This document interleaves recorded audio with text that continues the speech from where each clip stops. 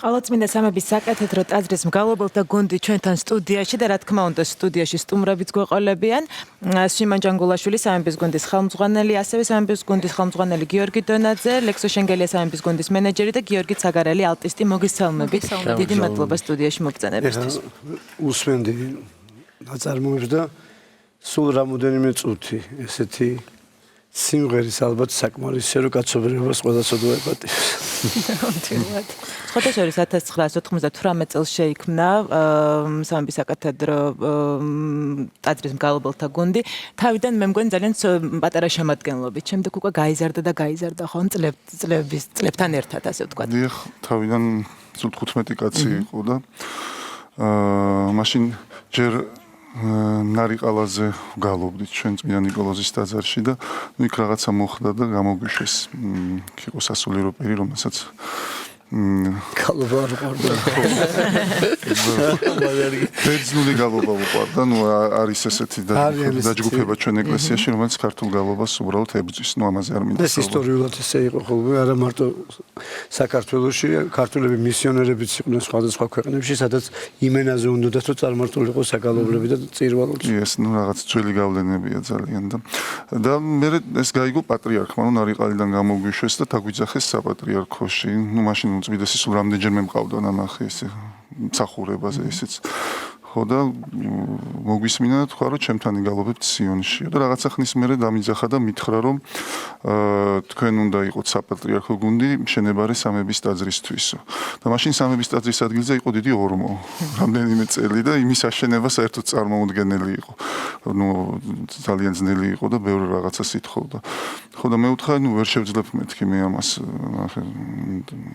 მაშინ კონსერვატორიაში პირველ კურსებს სწავლობდი და თქვა რომ რაღაც სიყვარულით და სიკეთით ღმერთი შეგაძლებინებთო და მითხრა რომ 100 კაციანი გუნდი უნდა გააკეთოთო და ყველა კუთხის საგალობლები, ყველა სკოლის საგალობლები უნდა იმღეროთო აკადემიური მუსიკაცო და თანამედროვე მუსიკაცო და ხალხს უნდა შეაყვაროთ ძველი ქართული გალობაო თქვენ. ბოლომდე ვერ შევასრულეთ ჯერ ეს კუთხე 60 კაცამდე ვარ დაახლოებით, მაგრამ ვცდილობ. თუმცა რეპერტუარი არის მრავალფეროვანი, ხო? ნიშანდობლივია ის, რომ ეს არა მარტო რიტუალურ მუსიკას ასრულებენ, არამედ ქართულ კლასიკოსებს ასრულებენ, კეჭაყბაძის ნაწარმოები მინდა აღვნიშნო ბატონი იოსების 8 წელი ქართულ მუსიკაში, მით უმეტეს საგუნდო მუსიკაში. არ დამოუწყდება ის ბედნიერება, რაც კონცერტებზე მაქვს დასწრებით განცდილი და მართლა შეეძინა არა მარტო ქართულ მუსიკას, საერთოდ სოფლიო საგუნდო მუსიკას, ძალიან ბევრი ექსპერიმენტი, ძალიან ბევრი ნაპოვნი ჟღერადობები საგუნდო ჟღერადობაში. ეს იყო შერეული გუნდი, მაშინ მახსოვს ეს 87 წლის ცნობილი კონცერტი, საავტორო მისი და ნიშნულოვანია რომ სრულდება ასევე კლასიკური ჩვენი ქართული კომპოზიტორის ნაწარმოებები და იქნება თქვენ თვითონ თქვენ რეპერტუარზე ამ ხრივ დაგველაპარაკოთ. ჩვენს რეპერტუარში ზოგადად ვიტყვი არის როგორც ტრადიციული ქართული გალობა, ასევე თანამედროვე კომპოზიტორთა საეკლესიო ნაწარმოებები, მათ შორის თავად პატრიარქისაც, რომელთაგანაც ნაწილი ზიოდ ბოლქვაძის მიერ არის ხოლმე არანჟირებული.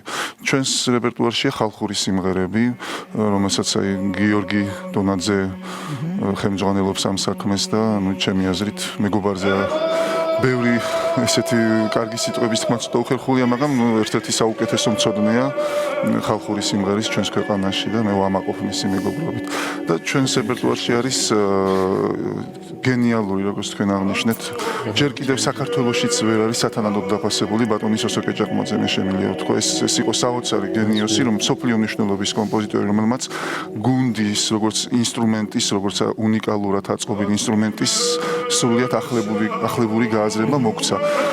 ესეთი მიგნებები საგუნდო წერისა ბევრ კომპოზიტორს აქვს, მაგრამ მათ შორის ევროპაშიც და რაღაც ლიტოსლავსკის ნაწარმოებებიც კი უფრო თანამედროვე ჟღერადობებითაც, მაგრამ მასთან ეს რაღაც მთელი სისტემა შეიმუშავა, რომელშიც ერთი მხრივ ევროპული მუსიკის მიღწევებია გათვალისწინებული და მეორე მხრივ ქართული ტრადიციული მუსიკალური აზროვნების ესთეტიკა. რაც წმინდა ხაზი გაუშვა, ძალიან ბევრი ნაწარმოები გვაქვს ექსპერიმენტების სახით გუნდისთვის, მაგრამ ყოველთვის გძნობ რომ ექსპერიმენტია და ბატონი იოსებ კეჭაყბაძის ნაწარმოებში ამას ვერ გძნობდება, ორგანულად მუსიკის ნაწილი ხდებოდა ის. რაც არ უნდა რთული ის კონდეს პარტიტურა, ან პარტია ყოველთვის ძალიან ვოკალურია და იმღერება. ეს არის სასწაული, ნუ აი ღვთივმრცხებული გენიოსი. პირველი იყო სხვადასხვა მაშინ კომუნისტების დრო იყო, მე ასპირანტურა დავამთავრე მოსკოვის კონსერვატორიაში, დაუბრუნდი მოსკოვიდან და პირველი ჩემი ნაწარმოები დაბეჭდა და იქ რებემულ მაჟორში მქონდა ხმაყურებელმა არც რას გულისხმობ ნაწარმოები და მქონდა ვოკალის პარტია ძიეზები დაწერილი და ჩემი ქვეცნობიერად რაღაცა მქონდა რომ ამაღლებისკენ არა დამდაბლებისკენ და მომენტალურად პარტიტურას რო გადახედა აქ ძიეზი რატო აქ დაწერილი და ვერც მოასწარი ახსნა თვითონვე მითხრა პასუხი რა მაღალი პოზიციით ძიებითკენ და არა ზემოთკენ მიმართოს ინტონაცია. ასევე ჩვენ რეპერტუარში არის დიდი და ცნობილი კომპოზიტორის სოსო ბარდანაშვილის ნაწარმოებები. ჩვენი ისრაელში მოღვაწეობს. ჩვენი მეგობარია და საოცარი ჩვენი უფროსი მეგობარი და საოცარ ძვირფასი ადამიანი. ქართული და ებრაული მუსიკის თვალსაჩინო. სხვადასხვა ახალგაზრდა კომპოზიტორებსაც რაღაცნაირად გამოვეხმარო თუ გვისმენენ მნიშვნელოვანია რომ თავის ნაწარმოებები მოიტანონ, იმიტომ რომ ქართული მუსიკის, კლასიკური მუსიკის პროპაგანდისთვის ეს ძალიან მე მაგალითად ბედნიერი ვიქნები თუ რაღაც ნაწარმოებს ჩვენც ბედნიერები ვიქნებოთ. სულ ახლახან გქონდათ კონცერტი ხო მოსკოვში მუსიკის სახლში. მუსიკის სახლში. შეგიძლიათ მოგვიყვეთ როგორი განცდა იყო, როგორი ემოციები იყო თუნდაც დარბაზში. ასევე შვეიცარიაშიც თუ არ ვწდები, კონცერტი წარსდგით, ასე ვთქვათ, იქაური მსმენელის წინაშე.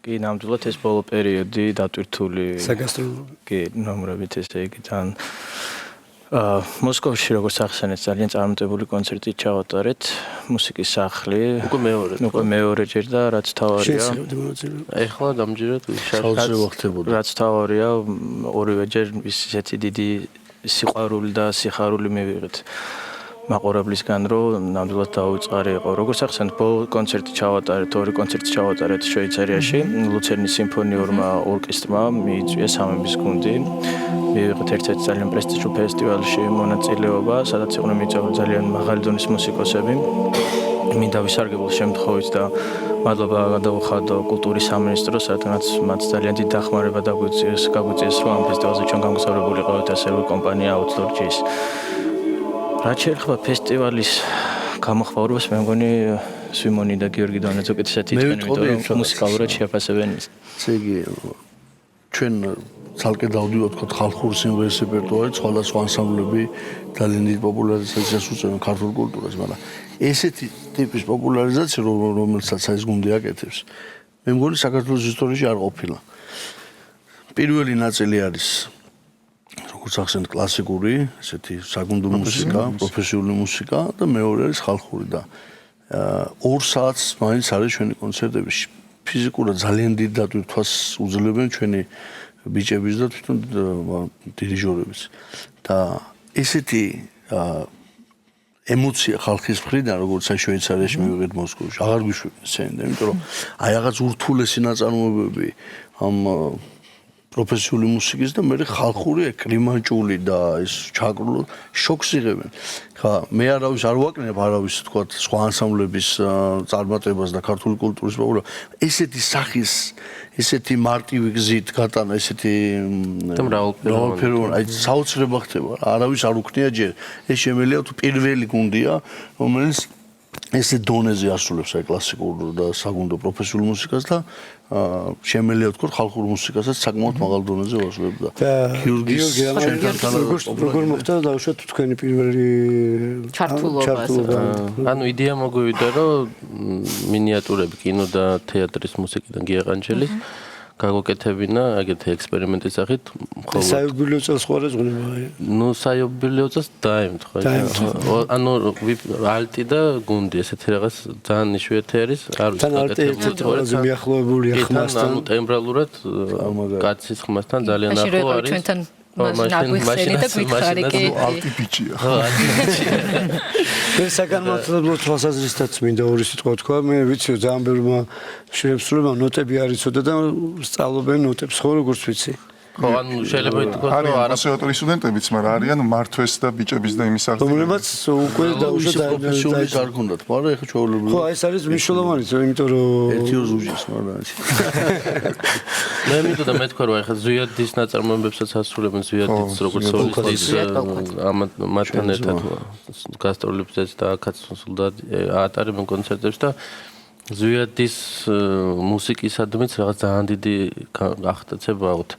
ეგ კი არა, აი ხა შვეიცარიაში ფესტივალზე თავის საიტზე ზვიადის ერთ-ერთი ნაწარმოები დადეს როგორც ამ გუნდის, ასე თქვა, პრომო. ლექსო რო დაუკავშირდა ლუცერნის ორკესტრს და ლუცერნის ორკესტრი ფესტივალი დაუკავშირდა ლექსოს, იქ გადამწყვეტი ის ითამაშა ზვიადის მუსიკა. წუთის ოპერა. და საერთოდ ყოველთვის მახარებს ზვიადის კონცერტები. შვეიცარიის კონცერტში ეკლესიაში იყო კონცერტი და ერთ-ერთი ნაწარმოები აქვს, როგორც მედიტაცია არის და ის არც ისე ემოციური მსმენელი შვეიცარიელებს გულისხმობ, ნუ ვითო მარტის მოსკოვში ვიცოდით, რომ ახლა ეს სხვანაირი უფრო ემოციური მსმენელი არის და თან უყვართ და იციან, ხო, უფრო ქართული თუნდაც ხალხური და ხო, შვეიცარია. იმიტომ რომ არც მეგონა რომ ესეთი მეგონა რა ქვია. სასიამოვნოდ გაგვაკვიროს მათი ემოციები. გაჩნია რასთავაზო. მაგრამ სხვათა შორის ხა ჩვენ კი ვიძახით ხოლმე ჩვენ ძალიან ემოციურები ვართ, მაგრამ აი მე ძალიან ბევრი ყოფილი ვარ უცხოეთში სხვა ქართულ შემსრულებლებთან ერთად იმათ კონცერტზე დავსწრებით, თუნდაც მეორე გამოფენაში მოდივრ და ვждები და მე რაღაც ცრემლები მომდის ხოლმე, მაგრამ სხვებსაც ხო ვაკვირდები ხოლმე, თუნდაც აი ჩვენი ვოკალისტების, ანიტა რაჭველიშვილის მაგალითად კონცერტზე, იქ ისეთი აპლოდისმენტები და ისე ინგრევა ხოლმე, იქ რომ აქ სამწუხაროდ რაღაც ესეთი ემოცია აღარ არის თუ არ არის. თუ ვერ გამოხატავენ, არ ვიცი. თქვენ რომ დაასრულეთ სიმღერა მე არ მომიდა უცებტაში. ეგ რა თქმა უნდა. მე მომიდა იმის შენახვა, რაც თქვენ დატოვეთ და ეს შეკავებული ემოცია შიგნით ჩაღრმავებული. ესე მგონია და მე მეგონია შვეიცარიელი თქვენ ერთად აზროვნებთ. არა, გააჩნია ხა რას ასრულებ. ხო, უბრალოდ კი, რა თქმა უნდა, მაგრამ ყოველ შემთხვევაში აი ამ შემთხვევაში ხა კაპელას ვისმენთ კაცებისას, ხო? განსხვავებით ძალიან ბევრი გუნდი მომისვენია სხვადასხვა ქართულ აკაპელას პლუს ქართული ხალხური და საგალობლების ეს ელფერი სულ დაძდებს. ეს ნონ-ბელკანტო ესე ვიტყოდი რა. აი რაღაცა ფალცეტით სიმღერის ხიბლი, რომელიც ქართულ საგალობლებს აქვთ და ქართული კომპოზიტორები ხშირად პროფესიულ მუსიკაში ამას იყენებენ. როგორც სიმბოლოს. როგორც სიმბოლოს ქართული სიმღერის. და თუ წინააღმდეგი არ იქნებოდი, იქნებ შენ შეგვისრულებენ ამ ფანტასტიკურ გუნდთან ერთად და კიდევ ერთხელ მოგიღო დიდი სიამოვნება. ანუ ორ მინიატურას შევასრულებთ იმ რამდენიმე და ესეც ზვიადის არანჟირებით. ვიდეო შევასრულებთ. სანჩოს, ხო? კი. ზვიადის გარეშე ჩვენი გუნდის ეს სახე რაც მიიღო ეს ზვიადის მღეროდა თქვენთან. კი, მღერის კონცერტებზე რა. კი, ვიდეო რაც მაგალითად ჩვენი გუნდის აი ჟღერადობა და სახე ზვიადმა და ჩემი აზრით გენიალური ადამიანი და გენიალური მუსიკოსი და კომპოზიტორია. და მინდა დიდი მადლიერება გამოხატოთ ჩვენი მასწავლებლების მიმართ, აი ვიდრე ვიმღერებდეთ. ნუ ეს ბავშვობიდან ჯერ არის ბატონი ანზორ ელქომაიშვილი და მთელი გუნდი, ვისი გაზილებიც არიან ეს ბიჭები და ჩვენი კონსერვატორიის მასწავლებლების მიმართ ყველასი და ბატონი სოსარი ჭაყმაძე. რა თქმა უნდა, ჩვენი მასწავლებელი იყო და მე მინდა შალვა მოსიძეზე ვთქვა, რომელიც არის აი მუსიკის ჯადოქარი და უნიკალური ადამიანი და გენიოსი ნამდვილი, რომ მე სულ ამ ჩვენ მისი მხოლოდ აჩრდილი ვართ. იმიტომ რომ აი საოცარი აღქმა და ერთიანობა მუსიკალური ნაწარმოების ფორმის, დრამატურგიის, აი ემოციური მხარის და ბგერის, აი ეს იმპრესიონისტული ხედვა ერთად რაც ბატონ შალვამ მიაღწია, ნუ ეს მუდმივ აი როგორც ამლეთ გონაშვილი მიუღწეველი დარჩება მუდამ და ეს არის რაღაც იდეალი, რომელიც მან შექმნა და ასევე რა თქმა უნდა ჩვენს პატრიარქს უხდით მადლობას ყველაფერს. დიდი მადლობა თქვენ მოგზაურობთ. ამ ნაწარმოებზე იყო აი საოცარი ტაში მოსკოვში არ გაგვიშვეს აი ეს ასეთ გადაცემა დაიწყება და მოვისმინეთ ზვიად ბოლკოვის ინტერპრეტაციით გიორგი ცაგარელი და სამების გუნდი. დიდი სიამოვნებით მოგისმენთ.